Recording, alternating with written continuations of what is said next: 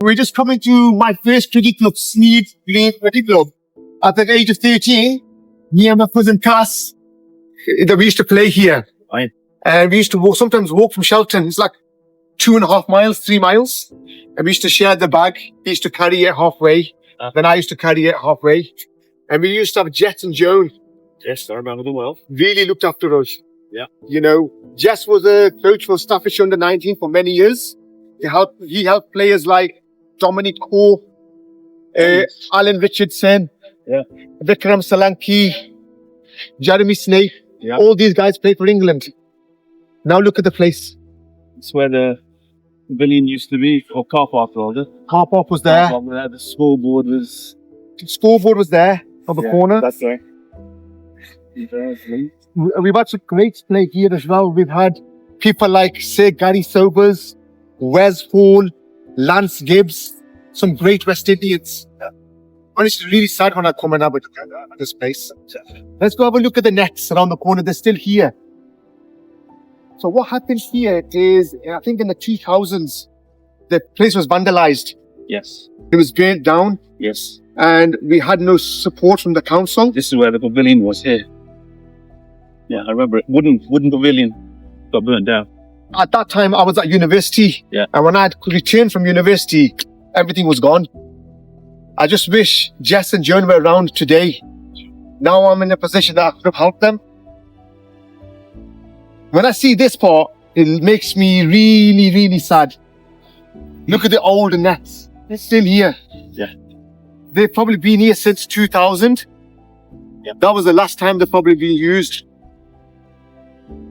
So, Uncle, tell us a bit about your background and your involvement in local sport, local youth activities, local youth services. Who are you and what is your contribution to the local area? Sure. Thank you, Naveed. Rauf Mirza, obviously my name. We've known each other for a long time. As fellow cricketers, I think... You were better than me, Uncle.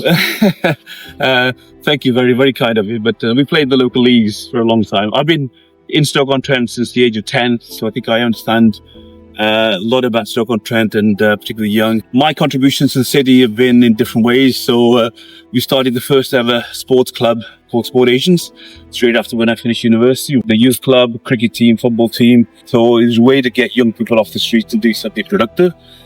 Young people or even others who really didn't know how to start a business. They had no funding, no guidance, no signposting. So I set up an organization called MBA Staffordshire with a team of people to try and sort of provide that platform for anybody with an idea to try and get into business and really to grow as well, and connecting with the local council, Chamber of Commerce. The last project relevant to this site, again, I came here around 2006 and saw the site here. And then there's, like you said, so many good memories. What a fantastic club this is. So many great players have played here. To see the site as it is since 2005, 2006 is really disappointing. So my proposal was this. Went to the council to try and say, look, let's bring this back onto sports facilities, but not just a cricket club, but make it into a healthy living centre.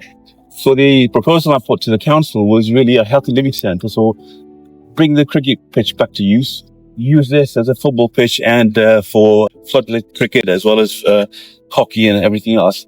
But on top of the sports, bring in some healthy living activities. So we're targeting in particular people with diabetes, people with mental health issues, young people with coaching qualifications. Again, our young people, especially the Asians, don't think about coaching, don't think about the sports industry. So I wanted this as a platform to try to encourage them to go into the sports industry in terms of careers there. So there was a lot of facets to that project. It was like a £4 million project at the time. So I knocked on a lot of doors, the city council, the councillors, anybody I could get hold of. I was also a board member of the primary care trust at the time. So got the health services involved as well in terms of the health benefits this project would bring. I could not find people to support me to get some government funding in. So after 5 years of doing all of that, I thought I'm just better go back to my own business and spend time there. So very, very sadly, regretfully, this project, as you see now from 2011 when I stopped to now, exactly the same. So this is a huge shame, Uncle. It sounds like you were on your own and didn't have any like-minded people with you to help and support you, and you didn't have any, help from like funding or from the council. Yeah. And if we had that project here today, and if it was running for 15 odd years, Exactly. That would really help the youth around here. Get them off the streets, get them off drugs, give them a purpose in life. Exactly. And that's the sad thing about it, Naveed. You know, when you look at opportunities like this, and there are many other opportunities, I'm sure you've seen them or we've all seen them, but there hasn't been the backing, the motivation behind it, the consensus to try and make it happen. So when people like yourself and me, for example, who have an idea, want to pursue it, there isn't that sort of backing to do it. And what happens? The whole community loses out. The city loses out. So this is the legacy of Stoke-on-Trent. I have to say, the 40 years that I've been here. So lots of missed opportunities there, and hopefully you can change that. Let's see. We'll try our best. You know, we're here for Stoke. That's our whole objective. You know, to try to improve this area, try to get what other areas have. Implement places like this. Look, it's just this area is totally wasted. It's totally empty. Let's have a look at the amount of space we got here. You can obviously see that it's not being used. No. So you can easily have a hockey pitch, football pitch here on this side.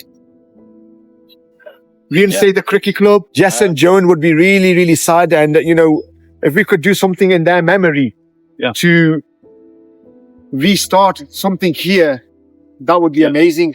Because Jess was Mr. Cricket in this area, Staffordshire. Yes. He did a lot for cricket and he did a lot for me personally. So, you know, I feel very sad when I see this. Jess he only just passed away in February. So I was very sad to hear about his passing. It seemed that you were more organized back in them days than we are now. I don't know. Yeah, your vision was a really good vision. And, you know, we've lost that. We need to reignite that vision. We need to reignite that passion. We need to unite and we need to do something for the city. Because like you, I think all we were doing then is you see a problem and you pick a solution and you pursue it. You don't care about where it's going to take you. You're on a journey there to do something to benefit the community. That's all myself and my younger brother we did, basically.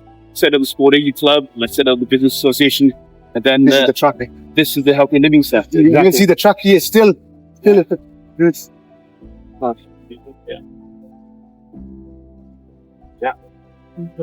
Exactly. I used to walk that end mostly. I can remember hitting 60 into the road. Yes. Exactly. Did you remember a player called Barrington Brown? Yes. Remember well. He was lightning. I remember well. He was lightning. Uncle, thank you very much. Okay. Really appreciate it. Your insight. And let's see what we could do for the city.